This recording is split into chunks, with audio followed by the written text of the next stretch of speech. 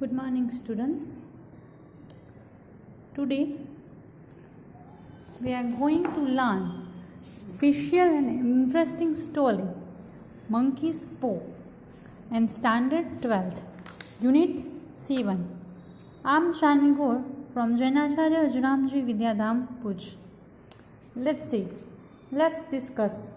First of all, this story is written by W. Jacobs. He is a well-known story writer. Okay, and it's a very interesting and different and imperious story. First of all, I will remember and I will see the something.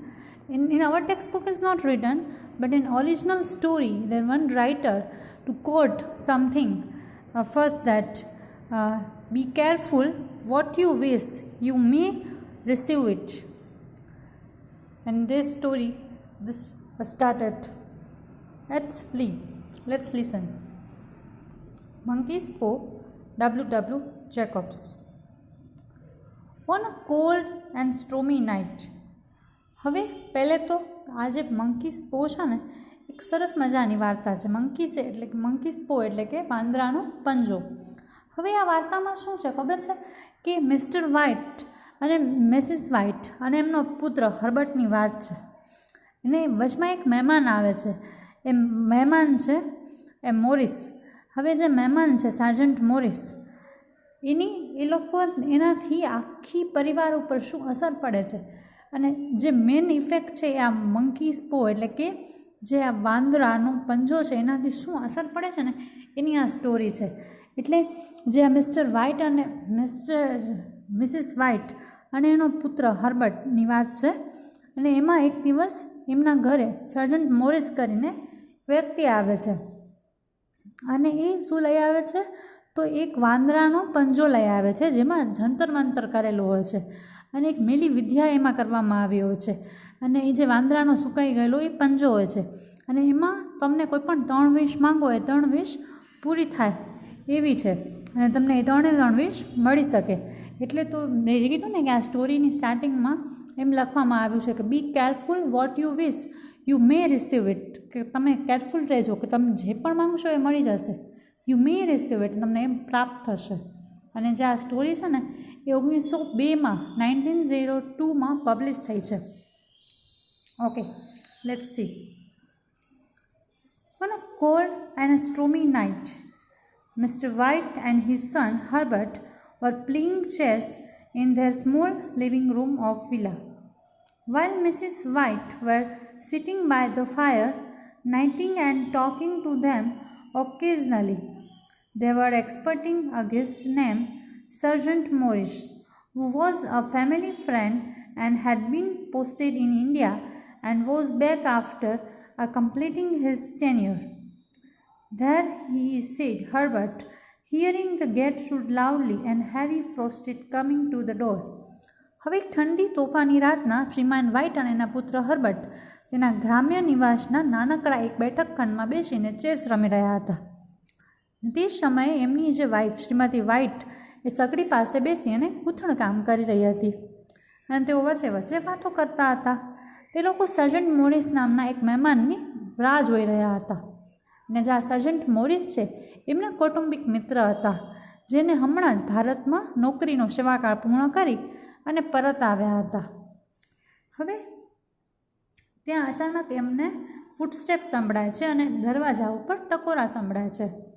સર્જન્ટ Morris said mister White introduced him. Mr. White welcomed Morris and offered him a drink. The family was memorized by Morris' description of India. હવે દરવાજા ઉપર જે આવાજ આવે છે sergeant Morris હતા. શ્રીમાન વ્હાઇટે એનો સર્જન્ટ મોરિસનો પરિચય કરાવ્યો. શ્રીમાન વ્હાઇટે મોરિસને આવકાર્યું, તેમને ઠંડુ પીણું પણ આપ્યું અને મોરિસે ભારતનું એવું વર્ણન કર્યું કે આખું કુટુંબ સમોહિત થઈ ગયું. I had liked to go to India myself, said the old man, just to look round a bit. You know, I had liked to see those old temples and magic, continued Mr. White. What was about the monkey's paw or something you started telling me about other day, Morris? હવે જુઓ, હવે શું થાય છે કે વૃદ્ધે કહ્યું કે ભાઈ મારે ભારત પાછું જવું છે, ફરીથી થોડુંક જોઈને લેવા માંગુ છું. તો શ્રીમાન વ્હાઇટે ઉમેર્યું કે મારે પ્રાચીન મંદિરો અને જંતર મંતર જોવા છે જે ભારતમાં બહુ જાણીતા છે. મોરિસ, પહેલા દિવસે તમે જે વાંદરાના પંજા વિશે કંઈક કહેવાના હતા તે શું છે? એવો પ્રશ્ન પૂછો. જોઈએ હવે. Surgeons showed them a dreaded monkey's paw which had a spell put on it. હવે સર્જને શું બતાવ્યું? એ મંકીસ પો, વાંદરાનો પંજો બતાવ્યો જેના ઉપર સ્પેલ આઉટ એટલે કે મેલી વિદ્યા કરવામાં આવી હતી. Morris said, an old fakir put a spell on it and now it is a talisman. He was a very holy man and he wanted to show that a fate ruled people's lives and that to interfere with fate only caused deep sadness. He put a spell on it to that 3 separate men could have 3 wishes each from it. It would bring a disaster, continued Sergeant. It has caused enough trouble already and threw the paw upon the fire, but Mr. White was curious and wanted to test the power of the monkey's paw. He bent down and quickly received from the fire. He said, if you don't want it, give it me, Morris. After the reluctant explanation, then appropriate manner for making the wishes, and warned him that he could have the paw, but at his own risk and a depression afterwards. હવે એને એ પંજો બતાવે છે અને એ જે મેલી વિદ્યા એના ઉપર કરવામાં આવે છે. હવે એમ કહે છે કે ભાઈ આ એક વૃદ્ધ ફકીરે એના ઉપર મેલી વિદ્યા કરી છે. તે ખૂબ એક પવિત્ર માણસ હતો જે લોકોને બતાવવા માંગતો હતો કે લોકો જીવનના પ્રારબ્ધ દ્વારા નિયંત્રિત છે અને જે પ્રારબ્ધ સાથે ચેડા કરે એને માત્ર દુઃખ જ મળે છે. તેના ઉપર આ મેલી વિદ્યાનો પ્રયોગ કરી 3 અલગ અલગ વ્યક્તિઓ તેની મદદથી 3 જુદી ઈચ્છાઓ પ્રાપ્ત કરી શકે છે અને જે વિનાશ લાવી શકે છે. સાર્જન્ટે બોલવાનું ચાલુ જ રાખ્યું. તે મુશ્કેલી ઊભી કરી ચૂક્યું હતું. હવે એણે પંજાને સગડીમાં નાખી દીધો. પણ મિસ્ટર વ્હાઇટે જિજ્ઞાસુ હતા એટલે એણે તરત જ એ વાંદરાને પંજાને સગડીમાંથી પાછો લઈ લીધો. તેણે કહ્યું, જો તારે ન જોઈતું હોય તો મને આપી દે. મોરિસે આનાકાની સાથે ઈચ્છાઓ માંગવા યોગ્ય રીતે સમજાવ્યા બાદ તેમને ચેતવ્યો અને પછી ત્યાંથી તે રવાના થઈ ગયું. હવે શું થાય છે? After the guest left, Mr. White held the paw in his hand and said, I wish for 200 pounds. It moved. હવે મહેમાન ગયા. શ્રીમાન વ્હાઇટે તે પંજાને તેમના હાથમાં લીધો અને બોલ્યા કે મારે 200 પાઉન્ડ જોઈએ છે. તે હાલ્યો. ભોંય તળિયા પરની વસ્તુઓ અણગમાથી જોતા મોટેથી બોલી ઉઠ્યા. He cried, glancing disgust to the object on floor. As I wished, it twisted in my hand like a snake. The next morning, a gentleman knocked on the door. I come from Mo and Mexican's your son's employer. The old lady looked surprised. Is anything wrong? She asked him breathlessly. હવે કંઈક અજુગતું થયું. એણે ઈચ્છા માંગી. બીજા દિવસે સવારના એક બારણો ટકોરો મારે છે અને તમારા દીકરા શેઠ મોએન મેગિન્સ કંપનીમાંથી હું આવું છું. વૃદ્ધ સ્ત્રી જે હતી ચોંકી ઉઠી. કંઈક અજુગતું થયું છે એમ પૂછે છે. તો મારા હર્બર્ટ દીકરાને કંઈક થયું છે? એક આગતું નજર ઝુકાવીને ધીમેથી એ બોલે છે. Badly hurt, he said quietly, but he is not only pain. Oh, thank God for that. But the sinister meaning of the visitor sounds and suddenly become too clear. Lady, and she looked at him. His face was turned away, confirming her worst fear. She caught her breath, put her trembling hand on husband's. There was a long silence.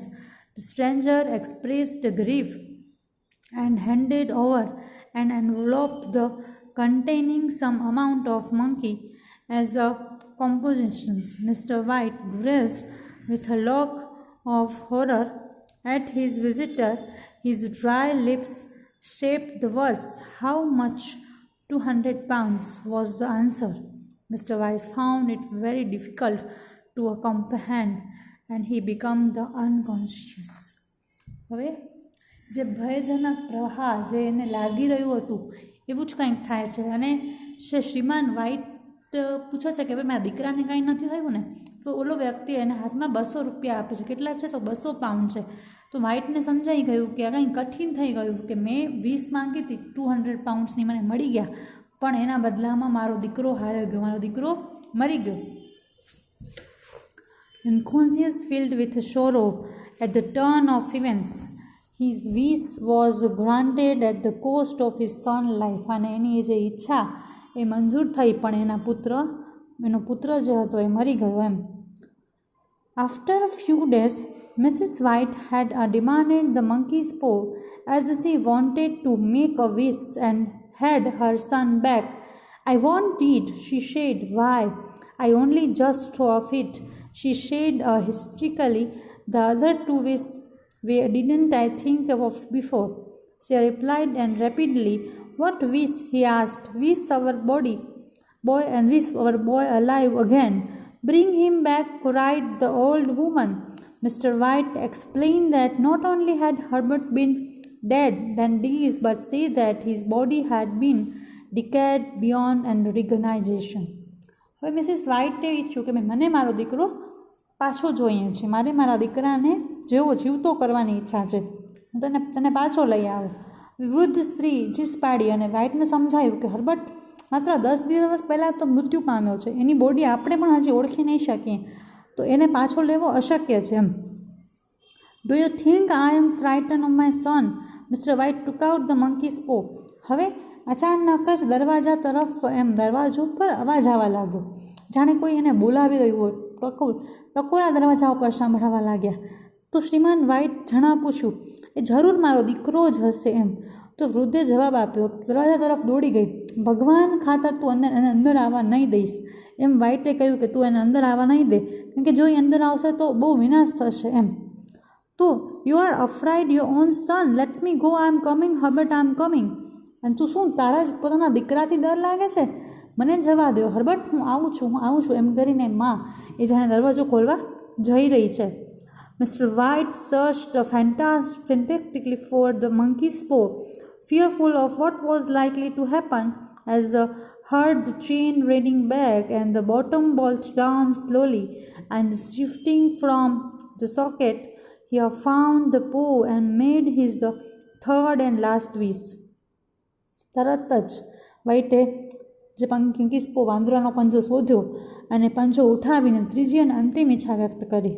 હવે એ ઈચ્છા શું હતી એ આપણે આમાં દર્શાવ્યું નથી, પણ આપણે સમજી જશું, કારણ કે એ ત્રીજી ઈચ્છા જ્યારે માંગે ને તો તરત જ દરવાજા ઉપરના જે ટકોરા હતા એ ટકોરાનો અવાજ બંધ થઈ ગયો.